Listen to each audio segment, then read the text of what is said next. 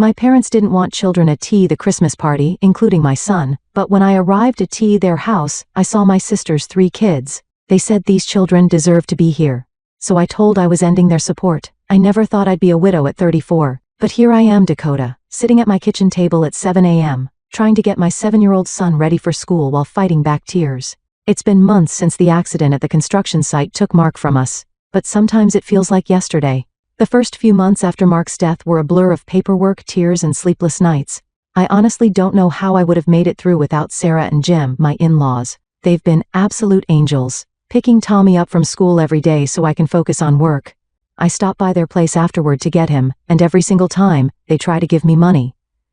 Sarah, really, I can't take this, I said last week, pushing back the envelope she tried to slip into my purse. Dakota, sweetie, we want to help, she insisted, her kind eyes meeting mine.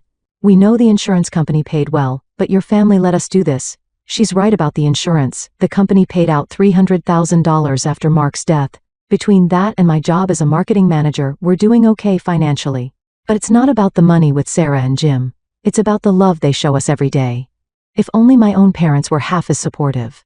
Mom and Dad have always made it clear that my older sister Rachel was their golden child, and now they extend that same favoritism to her kids over Tommy.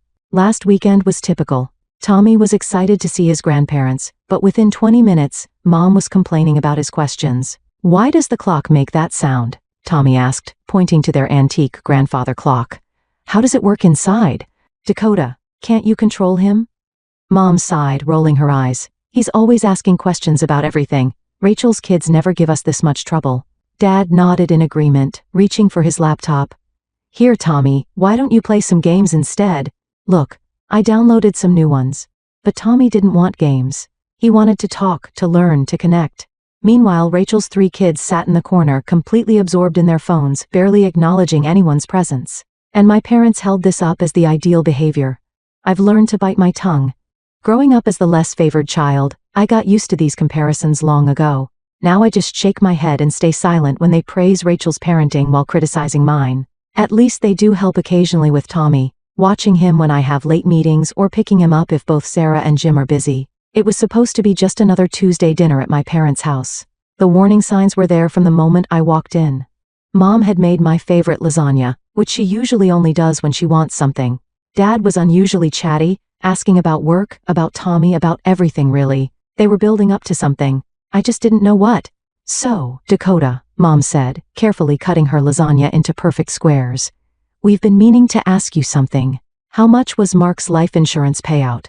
The question hit me like a slap in the face. I nearly choked on my water, completely blindsided by such a direct inquiry about something so personal. Maybe it was the shock, or maybe I was just tired of keeping secrets from my parents, but I answered honestly.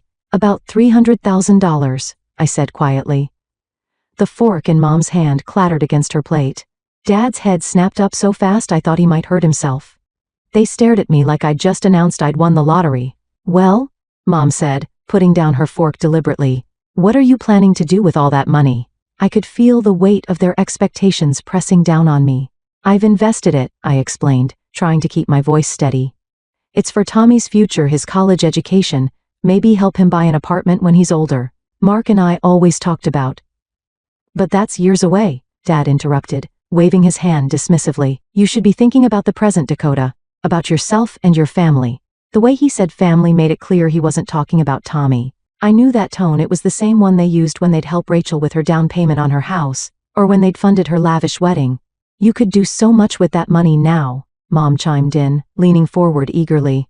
You could help your family, people who need it today, not save it all for some distant future that might not even. I'm not discussing my money anymore, I cut her off, my voice sharper than I intended. The silence that followed was deafening. They both sat back, Dad's face clouding over with that familiar disappointment I'd seen so many times growing up. Mom pressed her lips together in that thin line that always meant trouble. The rest of the dinner passed intense silence, broken only by the scraping of forks against plates. I thought that would be the end of it. Knowing my parents, I expected them to give me the silent treatment for at least a month. It's what they always did when I didn't live up to their expectations. But to my surprise, Mom called just a week later. We're having a family dinner on Sunday, she announced, her voice warm as if nothing had happened. Rachel and the kids will be there too. You have to come, sweetie. Something about her tone made me uneasy, but I agreed. When I arrived that Sunday, Rachel was already there with her kids, all of them glued to their phones as usual. As we sat down to eat, she started talking about rising prices, bills piling up, and how hard it was to make ends meet these days. Everything is just so expensive now, she sighed, passing the potatoes. Your father and I barely have enough for a normal life anymore. As Mom dabbed at her eyes with a napkin, talking about rising grocery prices and utility bills, Rachel cleared her throat and sat up straighter. I've been thinking, she announced, looking around the table with that same self-righteous expression she'd worn since we were kids. Dakota and I should help Mom and Dad financially. I'll send them $500 every month. I wish I could do more, but you know how it is. Jack's the only one working, and with kids. She trailed off, letting that sink in before turning to me with a smile that didn't reach her eyes. But you, Dakota, you should send them a $1,000 monthly. Excuse me? I nearly choked on my water. Well, it makes sense, Rachel pressed on. You earn really well at your job and you only have one child to support. Plus with your situation, you have other income now. My blood boiled at her careful avoidance of mentioning Mark's death directly. I wanted to scream that I was a widow, that I didn't have a husband's income to rely on anymore, that the other income she was referring to was meant for my son's future. But Mom was already clapping her hands in delight, and Dad was beaming like it was Christmas morning. Oh girls, Mom exclaimed, you don't know what this means to us. I sat there, torn between anger and disbelief, watching my family's expectant faces. The words of refusal died in my throat.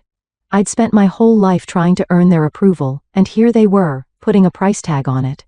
Fine. I heard myself say, I'll do it. The first transfer hurt the most. $1,000, gone with a few clicks. I told myself it was worth it if it meant more family support with Tommy, but that fantasy quickly unraveled. Mom, could you pick Tommy up from school today? Sarah has a doctor's appointment and I have a late meeting. Oh honey, I'm so sorry. Mom's voice crackled through the phone. I've got such a headache today. You know how my migraines get. This became a pattern. Every time I needed help with Tommy, there was an excuse. Mom was too busy. She was tired, she had errands to run, her back was acting up. Meanwhile, the $1,000 left my account like clockwork every month. One particularly frustrating Thursday, after Mom claimed she couldn't watch Tommy because she might be coming down with something, I called Sarah in desperation. Of course we'll pick him up, Sarah said without hesitation. Jim's already heading to the school. He loves their little chats on the drive home. Tommy's been telling him all about their science project. I hung up the phone and sat at my desk, fighting back tears. A $1,000 a month bought me nothing but excuses from my own mother, while my mother-in-law dropped everything to help without asking for a penny. December crept up on me that year. We'd always spent Christmas at my parents' house. It was tradition. The whole family gathered there, exchanging gifts, sharing meals, making memories. The call came exactly a week before Christmas. I was helping Tommy with his homework when my phone lit up with Mom's number. Dakota, honey, she started, using that syrupy sweet tone that always preceded bad news about Christmas Eve. We've decided to do something different this year. We're having an adults-only party, no children allowed. The pencil I was holding snapped in my hand. What? It's just that we want to do something more sophisticated this year, Mom continued, as if she was discussing something as trivial as changing dinner plans. You know, wine, adult conversation. But it's Christmas, I protested, moving away so Tommy couldn't hear. What am I supposed to do with Tommy? Oh, that's easy, she replied, her voice light and dismissive. You can leave him with Sarah and Jim. They'd love to have him, I'm sure. You'll come by around 7? After hanging up, I stared at Tommy, who was still working on his math problems, completely unaware that his grandmother had just uninvited him from Christmas. My heart ached watching him concentrate on his multiplication tables, his tongue sticking out just like Mark's used to. I spent the next week debating what to do. The thought of celebrating without Tommy felt wrong, but skipping the family Christmas entirely seemed too dramatic. Finally, I came up with a compromise. I'd leave Tommy with Sarah and Jim for a few hours, make an appearance at my parents' house to exchange gifts and greetings, then head back to celebrate properly with my in-laws and son. On Christmas Eve, I pulled up to my parents' house alone, a bag of carefully wrapped presents in hand. The driveway was full of cars, more than usual for our family gatherings. Walking up to the front door, I could hear laughter and Christmas music spilling out into the cold December air. I opened the door, and the world seemed to tilt sideways. The house was packed with relatives, aunts, uncles, cousins, but that wasn't what stopped me in my tracks. There, running through the living room with paper crowns on their heads, were Rachel's 3 kids. And near the Christmas tree, I spotted my cousin Linda's children helping themselves to cookies. More kids appeared in my line of sight, my cousin Mark's twins, my cousin Susan's teenager. The room suddenly felt too hot, too tight. I stood in the doorway, the gift bag hanging limply from my hand, as the reality of the situation sank in. This wasn't an adults-only party at all. It was a party where only my son wasn't welcome. I stood frozen in the doorway, my mind struggling to process the scene before me. My Aunt Marie was the first to spot me. "Dakota, sweetheart." She rushed over to hug me, then looked around expectantly. "Where's little Tommy? Don't tell me he's sick on Christmas Eve." Before I could answer, my cousin Peter chimed in. "Yeah.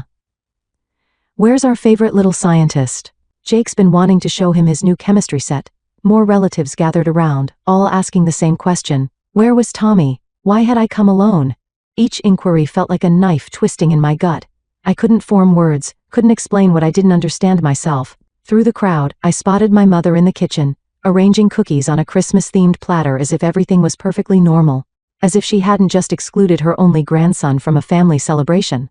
"Excuse me," I managed to say, pushing past my concerned relatives. My feet carried me to the kitchen on autopilot, anger building with each step. "Mom," I said, my voice low and controlled, "can we talk privately?" Something in my tone made her put down the platter. I led her into the hallway, away from prying eyes and ears. "You told me this was an adults-only party," I said, fighting to keep my boy steady. "You specifically told me not to bring Tommy. So why are Rachel's kids here? Why are all the cousins' children here?" Mom straightened her Christmas sweater, not meeting my eyes. "Well, that's different." "Different how?" "Those children," she said, gesturing vaguely toward the living room, "know how to behave at formal gatherings. They're well-mannered." I stared at her in disbelief. Well-mannered? Tommy is one of the most polite children I know. His teachers praise his behavior constantly. Sarah and Jim always say, "Oh, Sarah and Jim," Mom interrupted, rolling her eyes. "They spoil him, encourage all those endless questions. The other children, they deserve to be here more. They know their place." As if on cue, a commotion erupted from the dining room. Rachel's youngest son, Kevin, had grabbed a handful of deviled eggs and was throwing them at his sister. The eggs sailed across the room, splattering against Emily's new Christmas dress as she shrieked. I turned back to my mother, raising an eyebrow. "Yes, I can clearly see their superior manners on display." Mom's face hardened. "That's just children being children, but when Tommy asks questions about how things work, that's unacceptable behavior? Don't be so dramatic, Dakota. He's fine with Sarah and Jim." "I'm leaving," I announced, turning toward the door. "I'm going back to my son." Mom shrugged, examining her manicure. "Fine. Leave if you want to make a scene. But put your gifts under the tree first. We're opening them after dinner." Something snapped inside me as I stood there, watching my mother's dismissive shrug. Before I could second-guess myself, I walked into the center of the living room. I cleared my throat loudly, the sound cutting through the holiday music and chatter. Heads turned, conversations died mid-sentence, and suddenly all eyes were on me. "Several of you have asked why I came alone tonight," I began, my boy stronger than I expected. "Why Tommy isn't here celebrating Christmas with his family." Rachel started to move toward me, but I held up my hand. "Let me finish. I'm here alone because a week ago, Mom called and told me this was an adults-only party. I was specifically told not to bring Tommy." "What?" Aunt Marie's voice cut through the silence. "But all the children are here." "We didn't know anything about a ban on children," Uncle Steve added, looking confused. Mom stepped forward, her face flushed. "Dakota, this isn't the time." "Oh, I think this is exactly the time," I continued, my voice rising slightly. "Because you see, there wasn't really a ban on children. There was a ban on one child, my son, who apparently isn't good enough for this family's Christmas celebration." The room erupted in murmurs. I saw shocked faces, disapproving looks directed at my parents, and confused children watching the adult drama unfold. But that's not even the best part. I laughed, but there was no humor in it. While my son isn't good enough to attend Christmas, I'm apparently good enough to send my parents every month. And Rachel here sends $500. Rachel's husband Jack's head snapped up. "Wait, what? What $500? The color drained from Rachel's face as Jack turned to her. "You're sending your parents money every month? From where? Our account barely covers the bills as it is." Rachel's composure cracked. Her face flushed red as she looked between our parents and her husband. "I never actually sent any money," she stammered. "Mom and Dad asked me to say I was sending $500 so Dakota would agree to help them financially. They said if she thought I was contributing too." The silence that followed was deafening. I watched comprehension dawn on my relatives' faces as they pieced together what had happened. How my parents and sister had manipulated me into supporting them, while simultaneously excluding my child from family events. "You're telling me," Aunt Caroline's voice rang out sharp and clear, "that you scammed your own daughter out of $1,000? You're nothing but scammers. Using your own daughter like an ATM while treating her kid like dirt? That's low, even for you too." The room erupted in overlapping voices, some expressing disgust, others demanding explanations. Rachel was trying to explain herself to an increasingly angry Jack, while my parents stood there, their carefully crafted facade crumbling around them. I raised my hand, silencing the ongoing arguments around me. "I have something else to say." The room fell quiet again, all eyes returning to me. Mom and Dad stood frozen by the Christmas tree, their faces ashen. Rachel was still trying to explain herself to Jack, but even they stopped to listen. "From this moment on," I said, my voice steady and clear, "I will no longer be sending you any money. And I won't be maintaining any relationship with you or Rachel. I'm done." Without waiting for a response, I turned and walked out, leaving the bag of gifts by the door. The sound of the door closing behind me felt final, like the ending of a chapter 1 should have finished long ago. Sitting in my car, I pulled out my phone and opened my banking app. With a few quick taps, I canceled the monthly transfer to my mother's account. It felt like cutting off a chain I'd been dragging behind me for months. The drive to Sarah and Jim's house seemed to take both forever and no time at all. When I pulled into their driveway, I could see Tommy through the window, helping Sarah decorate Christmas cookies. The sight of him, happy and loved, brought tears to my eyes. We spent the rest of Christmas Eve with Sarah and Jim, decorating cookies, singing carols, and watching Tommy's eyes light up as he helped Jim arrange the nativity scene. This, I realized, was what family should feel like. The next morning, while Tommy was still asleep surrounded by the presents Santa had brought, my phone rang. It was Aunt Caroline. "You might want to hear how things ended last night," she said without preamble. "After you left, it was like a dam broke. Uncle Mike stood up and said he couldn't stay in the house another minute. Then Aunt Marie and Uncle Steve followed. Pretty soon, everyone was gathering their coats and kids. I listened as she described how the relatives had left en masse, not even bothering to say goodbye to my parents. Some had apparently made very loud comments about manipulative behavior and family shame as they walked out. "And Jack?" I asked quietly. "Oh honey, he was livid. Packed up the kids right there and then, told Rachel he needed time to think about their marriage, said he was taking the children to his parents' house for Christmas." Rachel was crying. "Your parents were trying to damage control, but it was too late." I could hear her take a deep breath. "I want you to know, Dakota, we're all on your side. What they did to you and Tommy, it's unforgivable." After hanging up, I sat on my bed, processing everything. My phone started buzzing with notifications, text messages from Mom, Dad, and Rachel. They all said variations of the same thing. "We're sorry, we were wrong, please talk to us. We can explain." I read each message once, then archived them without responding. The week between Christmas and New Year's passed in a peaceful blur. Tommy and I spent quiet evenings with Sarah and Jim, played board games, watched holiday movies, and enjoyed the simple pleasure of being with people who truly loved us both. Then, on New Year's Eve morning, the doorbell rang. Through the peephole, I saw Mom and Dad standing on my porch, clutching a large, elaborately wrapped package. My heart thumped against my ribs as I debated whether to open the door. "Dakota, we know you're home," Mom called out, her voice muffled through the door. "Please, we just want to talk." After a moment's hesitation, I opened the door but stayed firmly in the doorway, blocking their entrance. They looked smaller somehow, less intimidating than they had a week ago. "We brought this for Tommy," Dad said, holding out the package. Through the wrapping paper, I could see the logo of an expensive electronics store. "He doesn't need it," I replied, making no move to take the gift. "Please, Dakota." Mom stepped forward. "We know we were wrong. The way we treated Tommy, the manipulation with the money, we're truly sorry. And we want you to know," Dad added quickly, "that this isn't about the money you were sending us. We really do feel terrible about everything." I studied their faces, searching for sincerity. "Are you sorry because you realize what you did was wrong? Or are you sorry because the entire family knows what you did and won't speak to you anymore?" They exchanged glances, and in that brief look, I had my answer. "I think you should leave," I said quietly. "I don't believe you, and I don't trust you, not anymore." "But we're family," Mom protested, tears welling up in her eyes. "No," I shook my head. "Family doesn't manipulate each other. Family doesn't exclude a child from Christmas. Family doesn't scheme and lie to get money. What you did, that's not family." They left eventually, still clutching the unwanted gift, their apologies trailing behind them as they walked to their car. I watched them drive away, feeling not sadness but relief. In the months that followed, I stuck to my decision. I didn't answer their calls or respond to their texts. Rachel tried reaching out too, but I blocked her number. The money I had been sending to my parents went into Tommy's college fund instead. The funny thing about cutting toxic people out of your life is how much room it makes for better relationships to grow. Aunt Caroline started inviting us over for Sunday dinners. Uncle Mike and his wife had us over for barbecues where Tommy could play with his cousins. Everyone made a point of including him, asking about his interests, encouraging his questions. "Mom, why does Uncle Mike's pool have that funny smell?" Tommy asked one summer afternoon. "That's the chlorine, buddy," Uncle Mike answered before I could. Launching into an explanation about water treatment and chemical reactions that had Tommy fascinated, I watched my son bloom under the attention and love of family members who actually wanted to know him, not change him.